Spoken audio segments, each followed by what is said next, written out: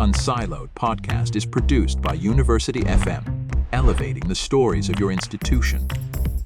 Welcome to Unsiloed. This is Greg LeBlanc, and I'm here today with Keith Payne, who is a professor of psychology and neuroscience, I believe, at UNC Chapel Hill, also the author of a couple of books.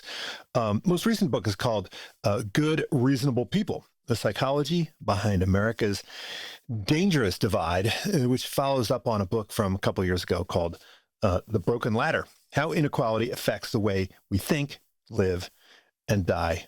Welcome, Keith. Well, thanks so much for having me, Greg.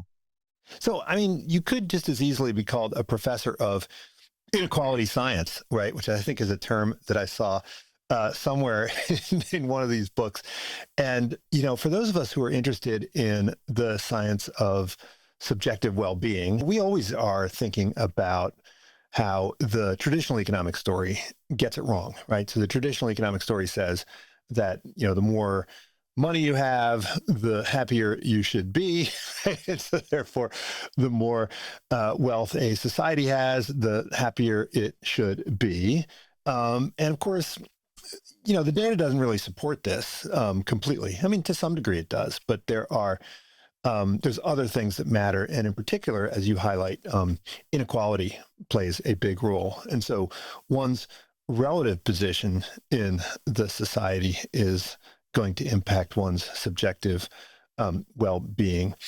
And so, you know, I thought maybe we could just start right there and talk a bit about, you know, how status impacts one's subjective well-being and the extent to which status is sort of a, you know, fixed by. I mean, wealth can be bigger or smaller, but it seems like status, there's only so much status that can go around, right? So it's kind of a grim story, right? Right. Well, so, you know, lots of people have heard about the finding that as, you know, your individual income or wealth goes up, it's good for your well-being up to a point. And then it sort of levels off and there's diminishing marginal returns, as economists would say, after you hit something, you know, back when the study was, the most famous study was done, it was around $70,000 per year. This is Easterlin, right? Yeah, the Easterlin paradox. And there was later research from Nanny Kahneman and lots of other folks over the years. And, you know, now maybe that would be 80 or 90 or 100,000, but there's some point at which making more money doesn't really make you more happy. And that's one of the sort of starting points for my research and saying, well, why is that? If it's just a straight economic story, you know, more money does give you more resources and more ability to buy stuff and more ability to make choices and all that. And yet it doesn't seem to translate into happiness. And so we started looking at not just how much money you have, but how income and wealth are distributed in a society. And if you look across different countries, you see sort of the same story that, you know, if you're in a deeply impoverished country, of course, that takes its toll on your health and well-being. And it's better to be in a middle income or wealthy country in terms of your health and well-being. But once you're talking about wealthy, economic developed societies, more money at the national level doesn't translate into more happiness, more well-being, lower crime, or any of those things.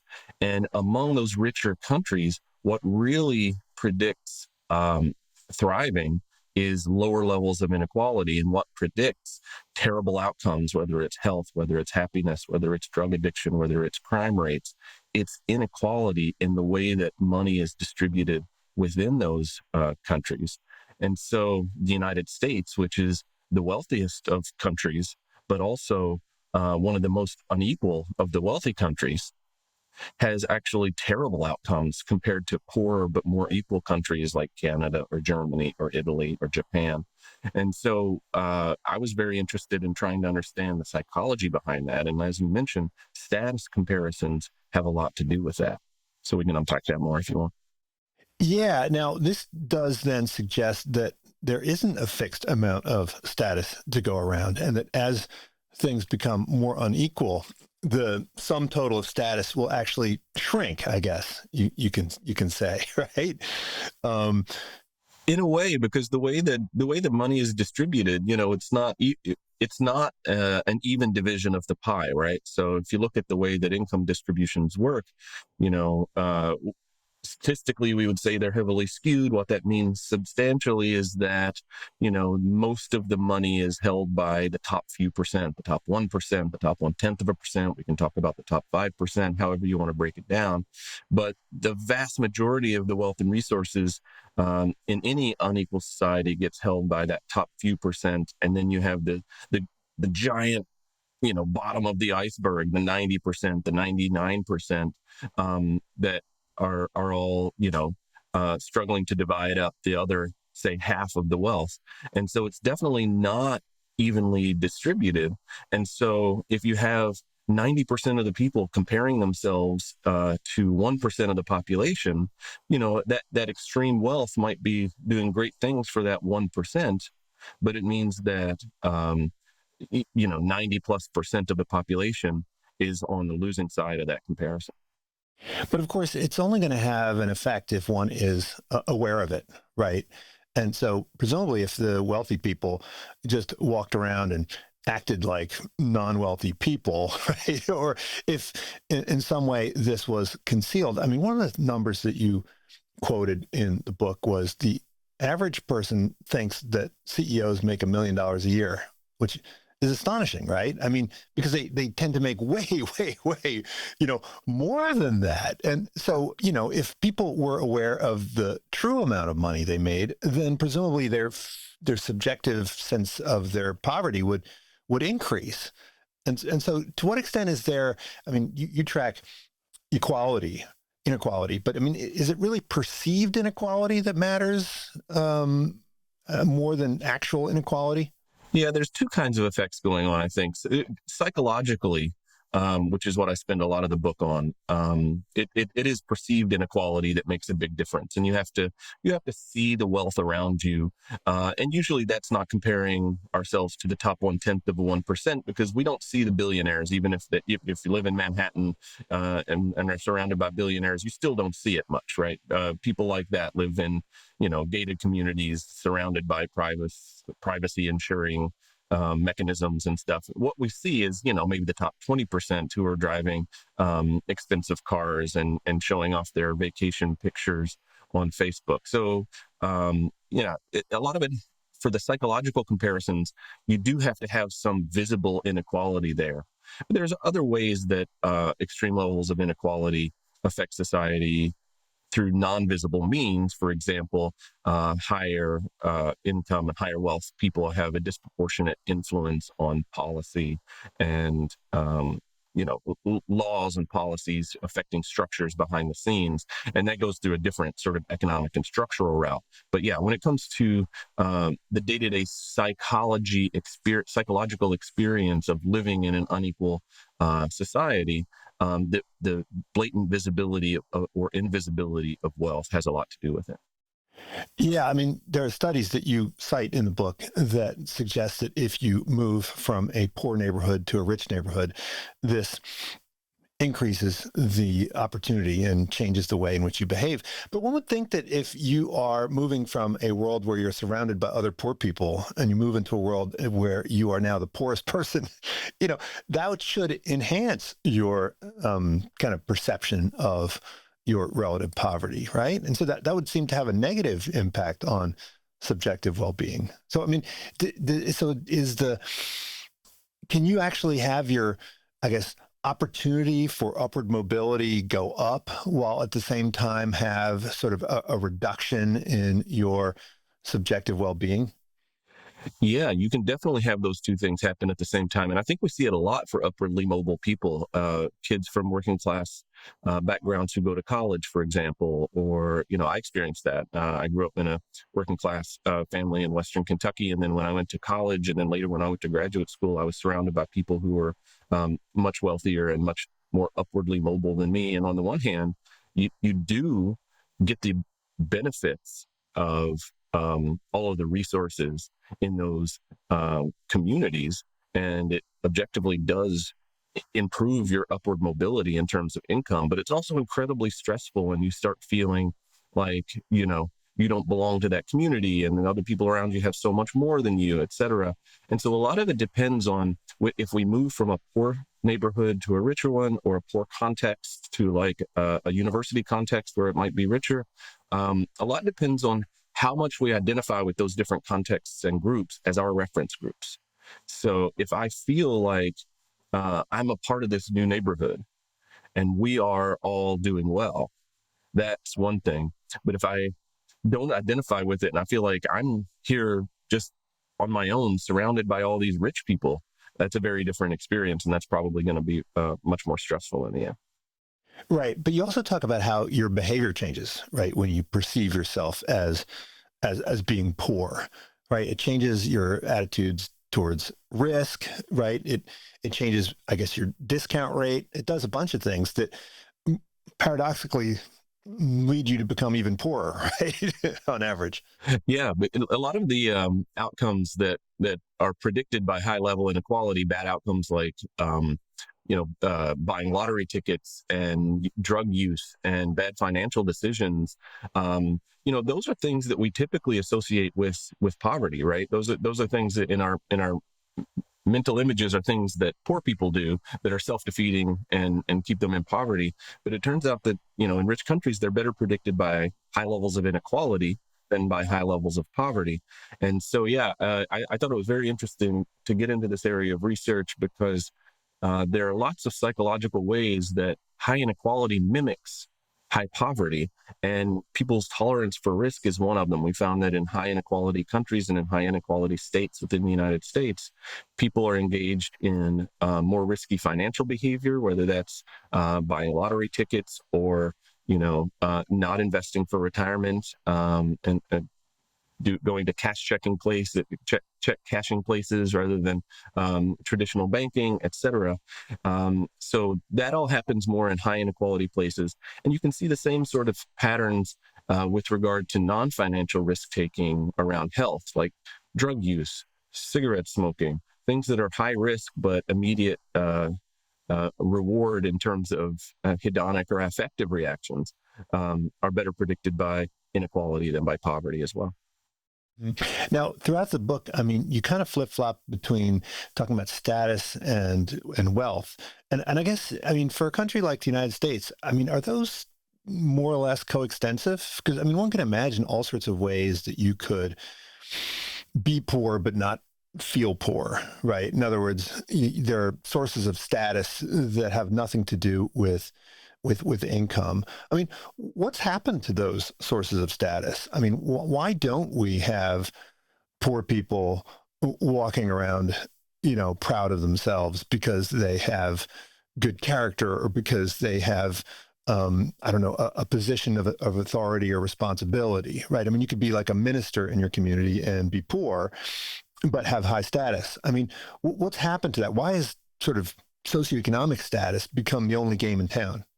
Yeah. I mean, I think they're definitely not the same thing, right? Wealth and status are not identical. In our culture, we more and more treat them as identical. And I could speculate on why that's changed. One reason is that an increasing focus in our culture is at the national level rather than our community level, whether it has to do with social media, where you can be in close contact with people no matter where they are and see how they're living their lives and see how they're presenting their lives, et cetera. But, those other sources of status, whether it's being respected in your local community, your local cultural groups or family groups, et cetera, those are still there. And that's one of the things I suggest toward the end of the book, that we need to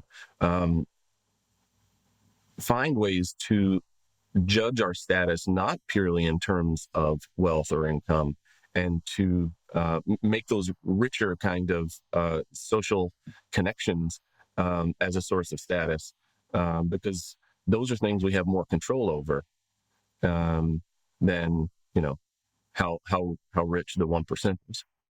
Now, the other book, the newer book, Good Reasonable People, I mean, a big theme in that book is this polarization, right? And you show this chart, which seems to indicate that polarization tracks inequality, right? And so, what are the sorts of, opinions or attitudes or beliefs that are impacted by one's position in the hierarchy or by rising levels of inequality.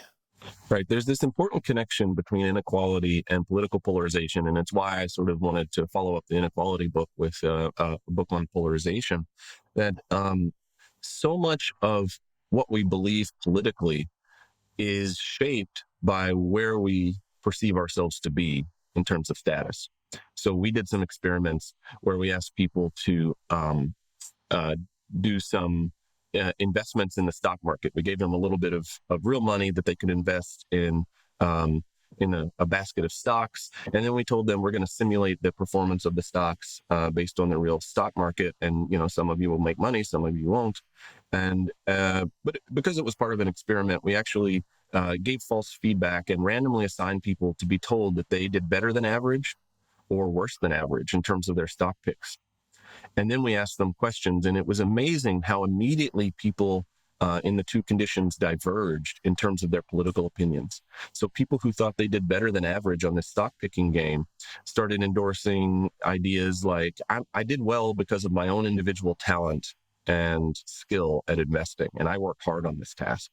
And people who did poorly explained their performance by saying, well, the game was rigged against me. And the people who did well in the game said that people who did poorly, that we shouldn't tax any of us winners to offset their losses because they just need to work harder and work smarter. And even though it was a 10-minute economic game, when we asked them not just about the game, we asked them about the American economic and political system in general, we actually shifted people to rate themselves as more conservative when they did well in our game compared to those who did worse.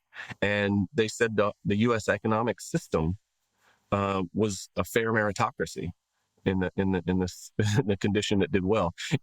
All of this from a 10-minute economic game in which we randomly assign people to be told that they're better than average or worse than average at making money. Now, my guess is that even if people knew that it was random, you'd still get an effect, right? Because I know some of these other studies where people are told that they're randomly assigned to a group, they still, right, attribute positive qualities to their group, right? So I mean, did you ever do it where you told them that the outcomes were random? Yeah, we did a version of exactly that. We replicated the game and told them that their outcomes were random, and just as you indicated, it didn't really matter. They still sort of rationalized why they're in one group or the other. And I think it's because, when we read about a study like that, it's kind of entertaining to see people acting so differently as a function of that random assignment. But if you think about it from the perspective of a participant in the study, you just worked hard and tried to do well. And either you learned that you did, in fact, do well, which is consistent with everything you probably already believe about yourself. Or you're in the other condition where you worked hard and took it seriously and tried to do well, and you're told that you did terrible. And either way, even if we say it's random assignment, it still feels like a pat on the back or a slap in the face. And in both of those conditions, we're in a position where we need to sort of explain that to ourselves. And that sort of self-justification, that rationalization of where I am looking at the world through my perspective right now is a situation that we're all in all the time. And that's what's interesting about experiments, right? Because we can all of a sudden pull our own perspective out and see it from like a third person's point of view. But in our daily lives, we're always in one of those conditions or the other, just looking out at the world. Yeah, I talk about this a lot in my behavioral finance class, right? And it's, I think you refer to it as a psychological immune system, or one manifestation of it, where, if you do well in the stock market, it's because you're a brilliant investor. If you do poorly in the stock market, it's because of bad luck. It's because of the Fed. It's because of, Trump. There's always some external cause for your poor performance. But I mean, the deeper implication of this experiment is that you can manipulate, right, people's fundamental political positions, and that it's not something which is deeply ingrained in personality. I mean, I think there's a lot of people that would say, that one's political position flows from deep psychological characteristics. I mean, to what extent is that true? That there are these, I don't know, moral foundations that people are sort of, I don't know, predisposed to? Yeah. So we always fall into this default in our society, whether it's in academia, whether it's in journalism, whether it's just, ordinary conversations, of thinking about people as liberals or conservatives as if that's a fixed aspect of them, their quality, their personalities, Like it flows from big five, right? Like openness to experience. Like, if you're open to experience, then you're liberal, right? Yeah. Well, I mean, there are those correlations, but those are such tiny correlations, right? So we make a big deal in um, publishing academic papers if something is statistically significant. And so you might have a correlation of 0.2 between openness and liberalism, and it's statistically significant in your sample, but that's actually a tiny, tiny effect. It explains, 4% of the variation across people. And we've known since the political scientist Phil Converse wrote a very impactful article back in the 60s, arguing that if you look at people's actual political positions, what their opinions are on a bunch of issues, say whether you think taxes should increase or decrease, whether you think that we should have a carbon tax or not, whether you think we should have a stronger military or invest less in the military, et cetera, et cetera. People's answers across, say, 10 or 20 of those questions are almost uncorrelated with each other. So people will call themselves a liberal or a conservative, but when you look at people's issue positions, they don't form any kind of liberal to conservative continuum. And you might think, well, people, have this idiosyncratic code that they live by that doesn't line up with left or right. But if you look at that same person's reaction over time, if you survey them repeatedly, their position on taxes at time 1 doesn't correlate well with their position on taxes at time 2. People are all over the place when it comes to issues. Same thing if you ask them about basic principles, about big government versus small government, about liberty versus equality, and all of these things. People are not, if people randomly drew answers out of a hat, they would agree with themselves 50% of the time, right? Agree, disagree answers. And in reality, when you repeatedly survey them, they agree with themselves only 65% of the time. And so Converse argued that most people are, quote, innocent of ideology. He said that about 85% of people, based on his studies, didn't have anything that we could call a political ideology, and only about 15% do. And those tend to be people who are either highly educated or they work in a political space. They're a politician or a political strategist or a journalist who just eats, sleeps, and breathes this stuff. And so that was back in the 60s. You might think, well, this is a more polarized time. Surely everybody's either a liberal or a conservative today. But political scientists Don Kinder and Nathan Kalmo did a replication of all this in the last 10 years, and every bit of it replicates. People do not seem to have anything we can call a political ideology. The exception is two kinds of issues that are very stable over time, very coherent and very predictive of how people vote. And those are partisanship and racial attitudes. So what I think, putting that all together, what that means is that people, 85+% of the population don't have anything we would call a political ideology in terms of sort of philosophies and principles and issue stands that follow from them. But what they do have is a social identity.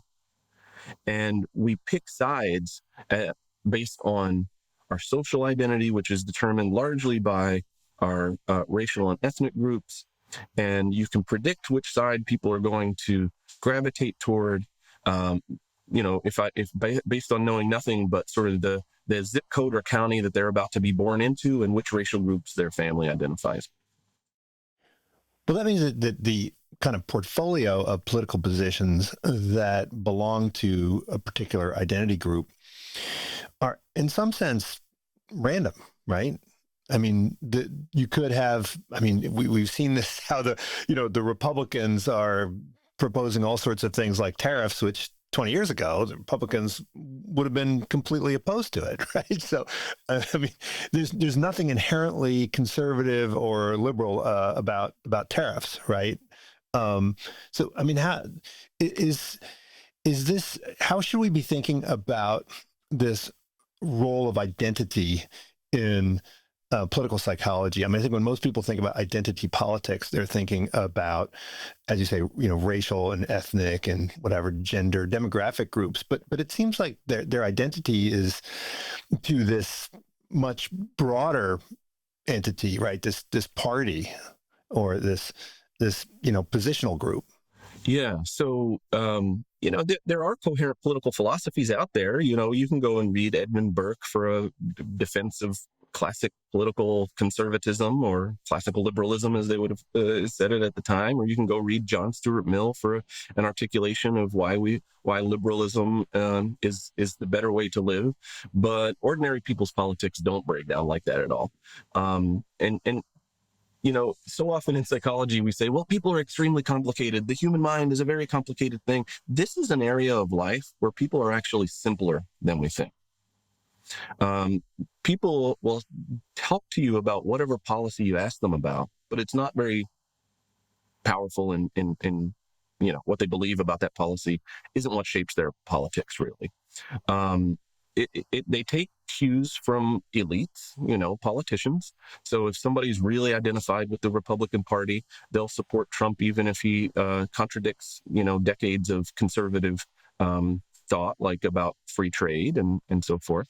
Somebody really committed to the Democratic Party, they'll support political leaders even if they're flip-flopping. And so you have to ask, well, where does this come from? And you mentioned racial and ethnic groups versus partisan identity. And what we're seeing with the racial polarization over time is that more and more those two things overlap. So that, the Republican Party is almost entirely made up of white Americans, mostly with less than a college education. And because white Americans are a numerical majority, that gives them basically 50% of the country. And the Democratic Party is made up of a coalition of highly educated white Americans and Black and Hispanic and Asian Americans. So it's basically these two political parties are almost a proxy for racial and ethnic identity. And that's, a very dangerous way to organize a country's politics. But you also said that the stereotypes that we have about the typical Democratic voter and Republican voter are inaccurate, right? And that, the cars they drive and the foods they eat and so forth. We also would think that the Republican position or the conservative position, this would be the position that would be held by the winners, right? The folks who are the recipients of the lucky draw, right? And yet we see all of these wealthy people in California and New York that belong to the Democratic Party. So how do we explain that? Yeah, so we have this image of the sort of latte sipping liberal Democrat and the poor salt of the earth conservative, but those are not actually reflective of reality. So if you look at the way that so when we talk about working class voters voting Republican, this idea of working class is very confusing. It's a way of bundling up things that don't necessarily go together. So when I surveyed people about what they think about when they hear the term working class, most people said poor. The second most common answer was people that work with their hands. And then there's various other definitions. And some people said people without a college education. But those three things don't necessarily go together. So if you look at what predicts voting for Donald Trump versus the Democrat in the last three elections, people who, the correlation with income is such that richer people vote Republican, poorer people vote Democrat. So that's consistent with what we were talking about with the, being on the winning side of the economic game. But education goes in the opposite direction. Higher education is associated with voting Democrat. Lower education is associated with voting Republican. And that's hard for us to parse apart because in general in the population, higher education goes with higher income. And so it's, when we do a statistical analysis, it's easy enough to parse those apart, but it scrambles our intuitions. So what does it mean to have high education going liberal and high income going conservative?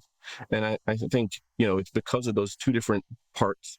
One is just about that makes up people's political positions. To some extent, there are people, regardless of their education, who have higher income who just want tax breaks, and they're not that interested in all the other issues. And so they might vote Republican just because it's in their economic interest to get tax breaks. And then you have a lot of other people who are voting for issues around social issues, race, LGBT issues, et cetera. And that tracks education much more closely than money.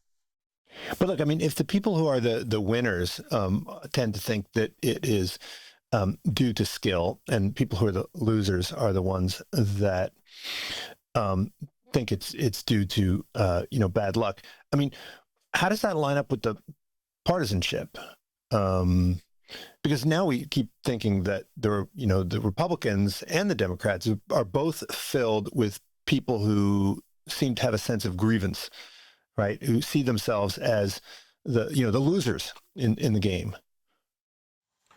Yeah, a lot of that goes back to the racial polarization that we were talking about. So objectively, the average white American might have higher income and more wealth than the average Black American, but they often still feel that they're being left behind and losing because their incomes haven't grown very fast, accounting for inflation, and definitely have been stagnant compared to the top 1%, top 5%, et cetera. So it depends on who you're comparing yourselves to. But yeah, I think both sides feel this sense of aggrievement and falling behind because, Black folks might be comparing themselves to white folks and they're falling behind compared to them. And that's true economically. And white people might be comparing themselves to white people with more money, or where they think that white people have historically stood in society and feeling like they're falling behind compared to those groups. And that's also true. But what's interesting about the experiments, though, is that you can actually make people feel like a winner with such a tiny little intervention, right? If you made people, reflect on where they were in the status ladder, right? I think there were some famous studies, I forget who did them, where, people were asked where they felt on the status ladder, and they won $1 or something, in some experiment, and then that notched them up sort of a tiny bit on the status ladder. I mean, if that's the case, I mean, couldn't we be sort of, running a bunch of these little mini, I don't know, experiments and go around and make everybody feel like winners? I mean, couldn't there be some kind of bread and circus intervention that would kind of, alleviate some of these feelings that one is, at the losing end of the status hierarchy? Yeah, I mean, I think you can do that a little bit temporarily here and there, right? You could have an intervention. And I think politicians actually do this, take advantage of this in their messaging. A lot of times, for some purposes, politicians might want to make their constituents feel like they're winners. At the same time, I think Donald Trump's messaging has been focused on making white Americans feel like they're losing out, right? So you can stoke people's resentments, or you can make them feel more like winners, but there's often more political gain to be had in stoking that resentment.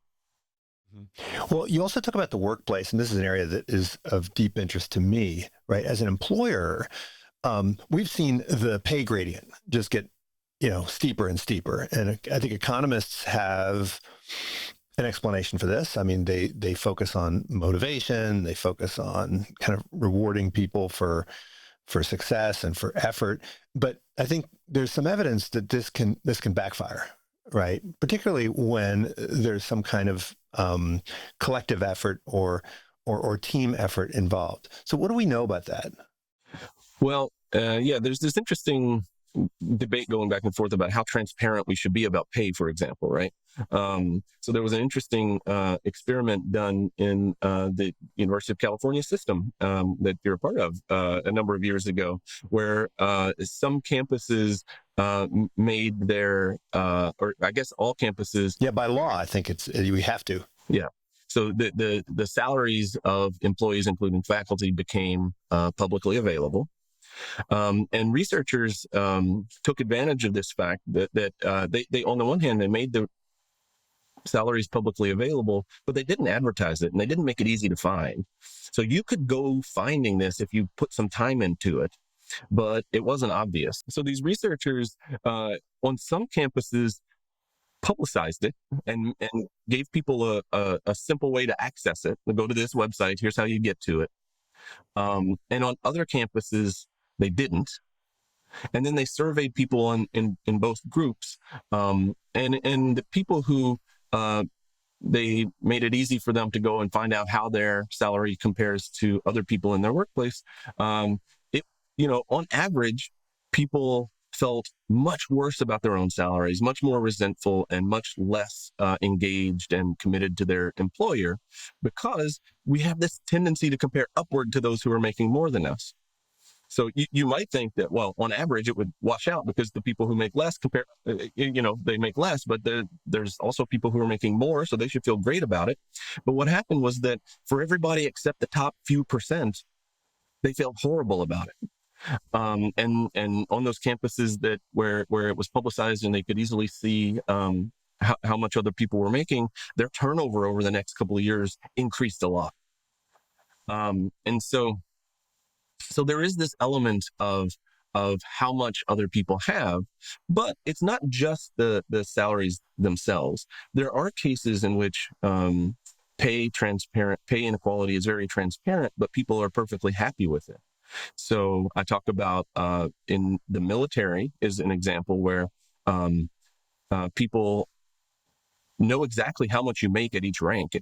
Anybody can access that information easily. And it's also spelled out very clearly what you need to do to go from this rank to that rank. And it may not be easy to do so, but you understand, why people at this rank are making more than me and why I'm making more than people at a lower rank. So if you're more transparent, not only about the pay amount, but also how we get there and what it's based on and what you need to do, then people are much more satisfied.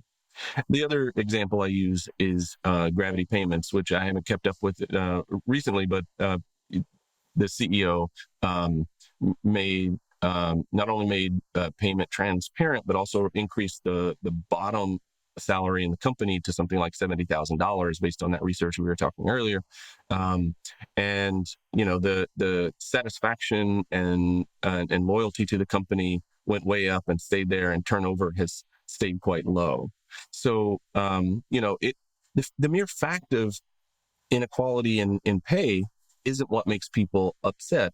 It's if it feels arbitrary or opaque or unfair, then it matters and people get upset by it. But we have these weird norms within U.S. companies about pay secrecy and these often opaque systems of promotion. And I think being more transparent about the processes would make people feel a lot better about unequal salaries.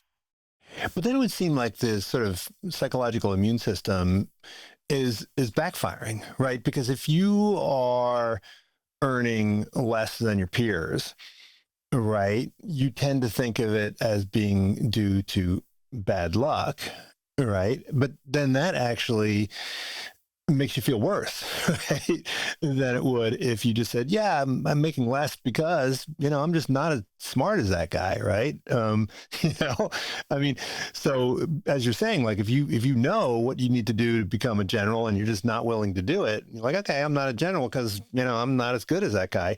Then presumably, according to the theory, that would be less harmful to your subjective well-being than attributing it to a circumstance.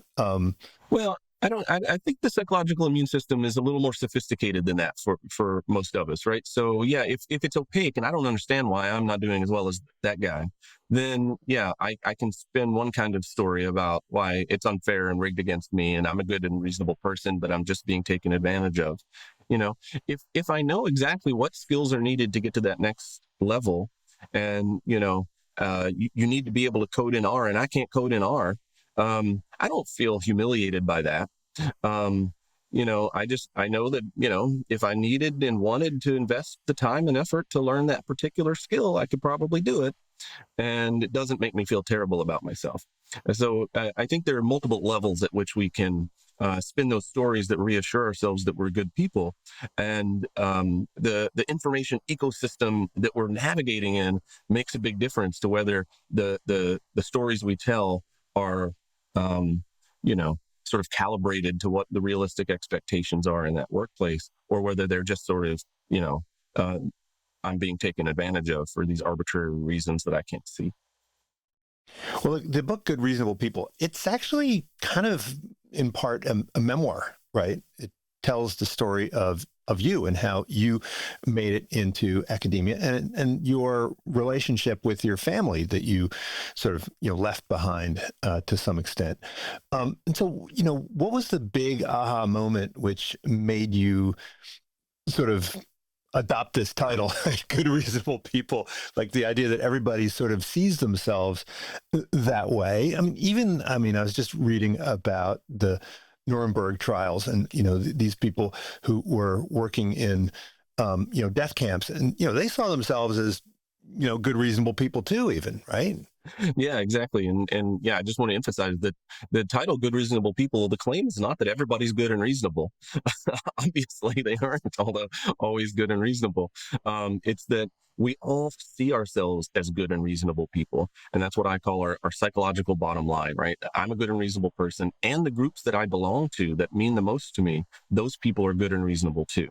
And so any new piece of information that I encounter, I'm going to process it in a way that has to add up to being consistent with that psychological bottom line that I and the groups I belong to are good and reasonable people. So if you tell me something that threatens that, I'm going to find a way to reject it, counter argue it, and so forth.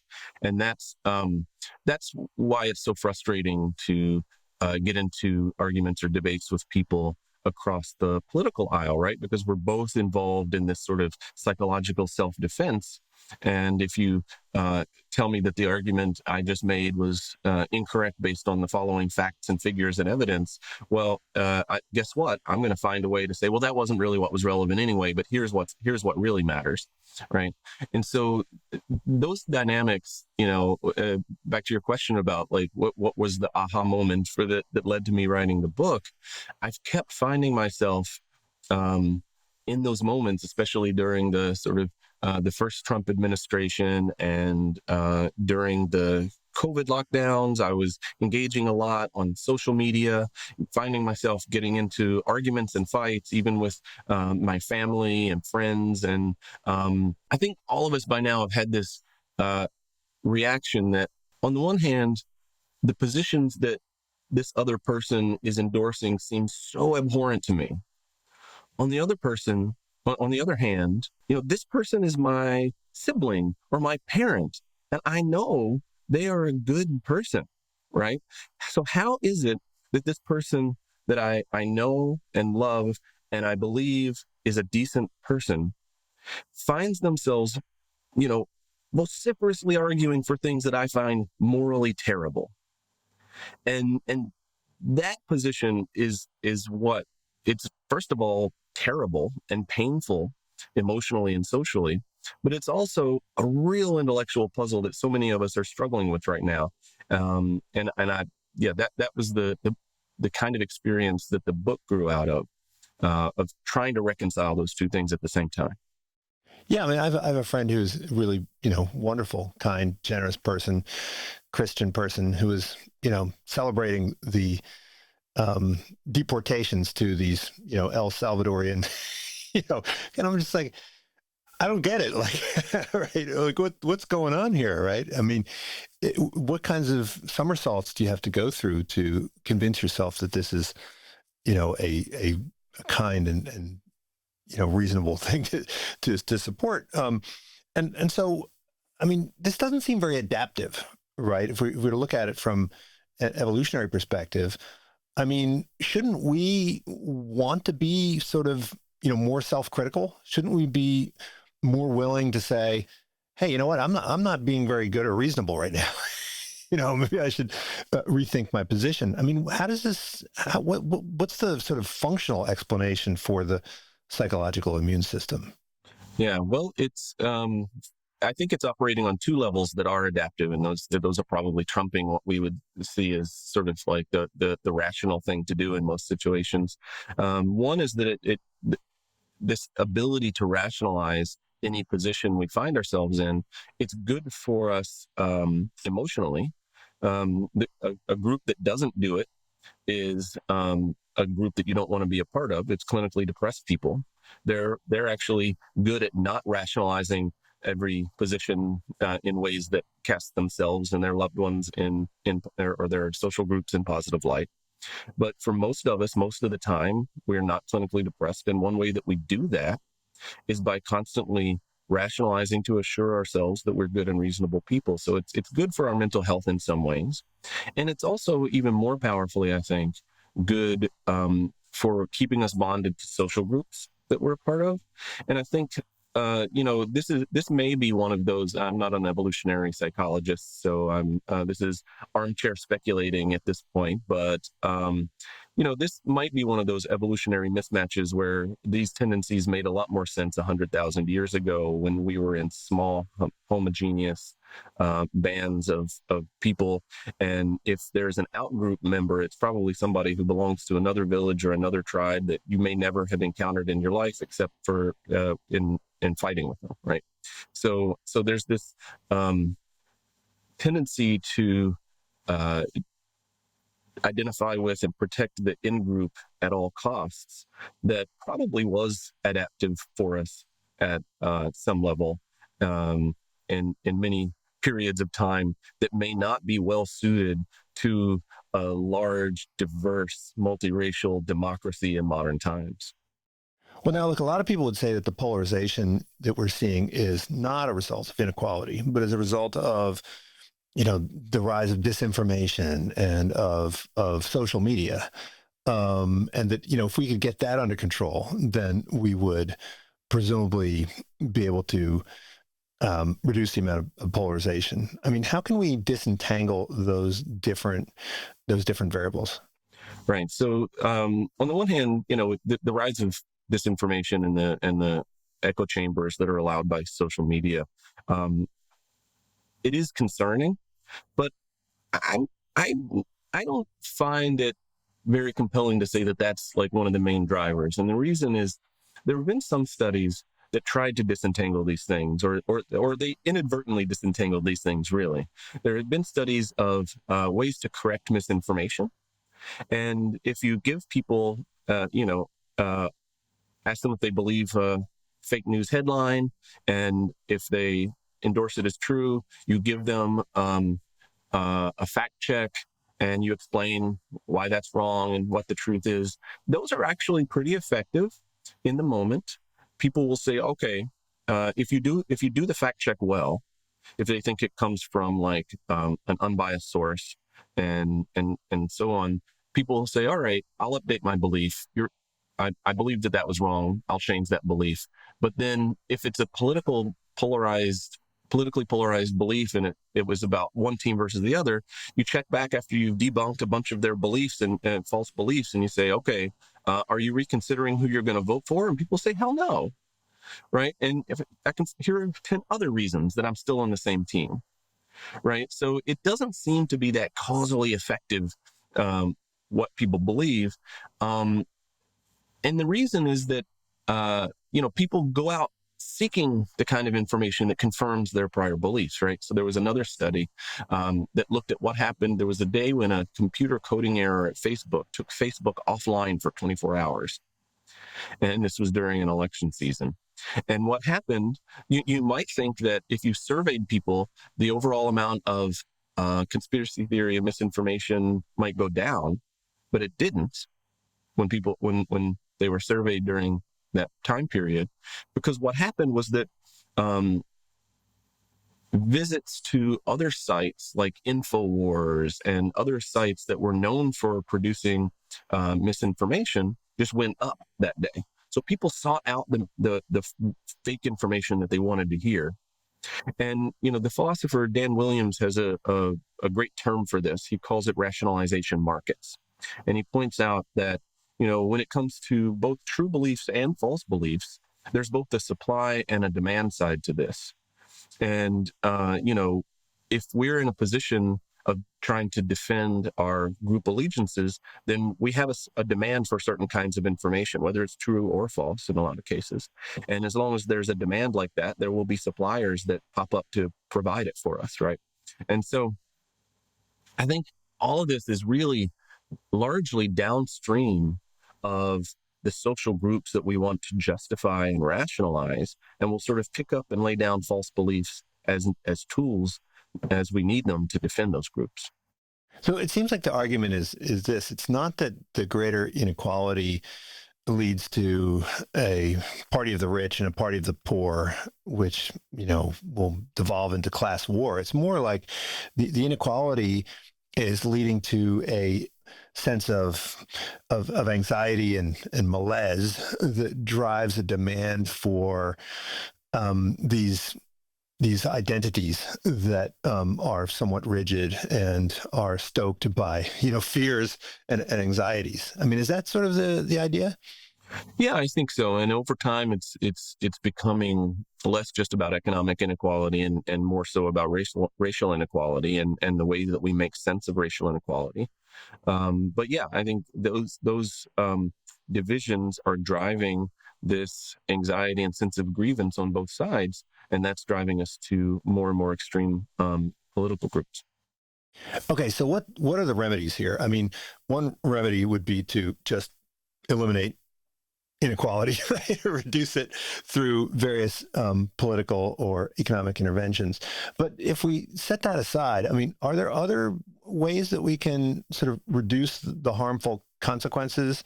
Some mitigation, like if we can't get rid of, global warming or other things that we can do to kind of, reduce the negative impacts. I think in one of these books, you talk about inequality therapy, right? I mean, what can we do to make the harm less severe? Right. Well, a lot of the psychological harms here come down to the kinds of social comparisons that we make. And if we're not thinking about it, what we tend to do by default is to compare upward to those who have more and then feel crappy about it. And so there are actually other ways to do social comparisons that sometimes that have different costs and benefits. And I think it's a fool's errand to say don't compare yourself to other people, because we do it so automatically. It's so ingrained in the way we think about ourselves and other people. It's just part of our social psychology. But I think there are ways to compare smarter. And so I call it comparing with care. So think about what kind of social comparisons you want to make in a given situation. So you can compare upward to those who have more than you. And yes, that feels terrible and it might breed resentment, but it also can be inspiring and motivating. So if you want to make that next level promotion, what do you need to do? Maybe you need to learn R, right? So it can be motivating, but it has the downside of feeling terrible. On the other side, we have downward social comparisons. We can compare ourselves to those who are less fortunate than us. And whenever I say that, people look at me like I'm saying something kind of mean, but the fact is, it can be psychologically beneficial to remind ourselves how fortunate we are. And in part, one way we do that is by comparing to those who have less than us. And that feels better. The flip side of that is that it can be demotivating, right? It can lead us to sort of rest on our laurels rather than trying to improve our situation. And probably the best combination of both is to compare ourselves not upward or downward, but to ourselves in the past. So to think about how we were a decade ago, how far we've come. And that way we get the benefit of sort of being both the upward and downward social comparison for ourselves. So that's one strategy for mitigating the psychological harms of of relative inequality. And we can talk about other strategies for sort of how to negotiate conversations in such a politically polarized era. Yeah, tell me about that. But I mean, I think of immigrants. I mean, immigrants seem to have, they adjust fairly well, partially because they have one foot still in the place where they came from, right? So, if you come from a relatively impoverished village in, say, Guatemala, and you come to America, and you are living as a relatively poor person in America, you still know that compared to your village, you're doing quite well, and so it's only after, like, the next generation is like, well, they don't have any contact with the village, and now they look around and they say, wait a second, like, I'm not doing so well here. I mean, you're sort of an internal immigrant, in America. I mean, does it help to have visibility into this sort of, where you came from, um, and still have connections, and so that you can be someone who's both looking up and looking down? Yeah, I think so. I think you're right. I kind of think of myself as an internal immigrant. The world I live in today in a university community and is very different than the world I lived in growing up. But going back and visiting home is useful for a number of reasons. One, it provides that sort of contrast of look how far I've come, but it also, uh, I've got a lot of friends and family who are still there, still living very much the way that I grew up. And it's also a way of saying, they have perfectly good lives. It wasn't for me, and I chose a different path. But it also humanizes the contrast case, right? Where people are enjoying and living good lives in a context that I didn't want to be in. And so I think it's interesting to have that framework, both for, positive social comparisons, but also the humility of remembering that not everybody wanted to take the path I want. Well, I mean, an awareness of the psychological immune system, I mean, this would seem to make one somewhat fatalistic about one's ability to, I guess, convince other people to change their mind. I mean, how has it changed the way you interact with people who disagree with you? Yeah, well, for one thing, it definitely led me to stop arguing with people about politics on social media. Right? That's a losing proposition, no matter which way you go about it. I don't know anybody who's ever won an argument in that context and convinced the other person not only that they were wrong about a specific point, but their whole worldview is just wrong. That doesn't happen.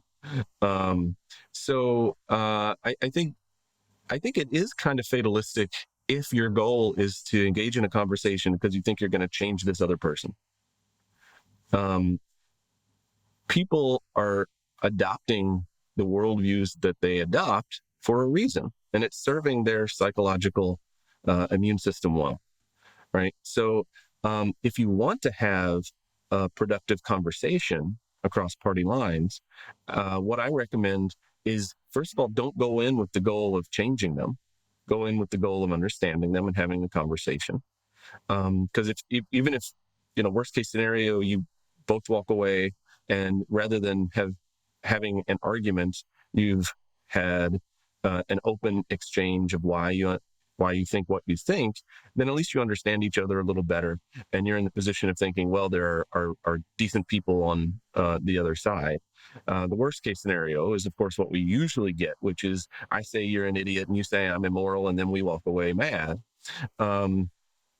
So I think starting with the goal of understanding is important. And then when we're actually engaging with the other person, we have this tendency, as soon as they say something is true, we say, well, that's not true, and here are my facts and figures. And so we need to stop trying to bludgeon the other person into agreeing with us by citing facts and better evidence. that may sound counterintuitive, especially in the academic world where I live, because that's the currency, right, for argumentation. But that's not where most people are coming from. I mean, they care about the facts, but only as tools to defend their social identities. And so I think a better question to ask is, well, not why do you believe that in terms of why are you wrong about the facts, but what is believing that doing for your psychological bottom line? How is that serving your sense of identity and your group loyalties? And, once you go there, you might even have the insight that maybe I'm doing some of the same things. And what are my beliefs doing to serve my group loyalties? And so I think that's a pretty good goal to have, at least in the short term, at least in having conversations with people. And I think it's a bit narcissistic to think we can go in and just like decimate the opponents with our facts. Well, great. Keith, thanks so much for joining me. The latest book is called Good Reasonable People, The Psychology Behind America's Dangerous Divide. We'll talk again soon. All right. Thanks so much, Greg. Unsiloed podcast is produced by University FM, elevating the stories of your institution.